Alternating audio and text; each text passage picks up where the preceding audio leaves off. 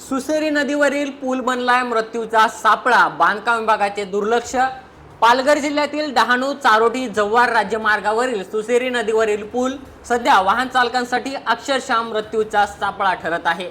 रानशेत वदवा परिसरातील या पुलावर वारंवार अपघात घडत असून अनेक वाहने थेट नदी पात्रात कोसळल्याच्या घटना समोर आल्या आहेत। यात अनेक चालक जखमी झाले असून काही कुटुंबावर उपासमारीची वेळ आली आहे।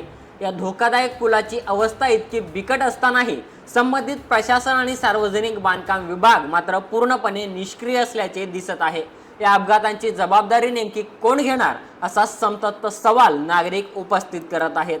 स्थानिक लोकप्रतिनिधींनी याच मार्गाने प्रवास करत असतानाही त्यांनी या गंभीर समस्येकडे जाणीवपूर्वक दुर्लक्ष केल्याचा आरोप नागरिकांकडून केला जात आहे। ठेकेदार आणि अधिकाऱ्यांवरही काम अर्धवट सोडल्याचा आरोप होत असून भ्रष्टाचारामुळेच पुलाचे रखडल्याचे काम सध्या चर्चा रंगत आहे। आणखी किती जीव गेल्यावर प्रशासन जागे होणार असा संतप्त सवाल थेट नागरिकांमधून विचारला जात आहे।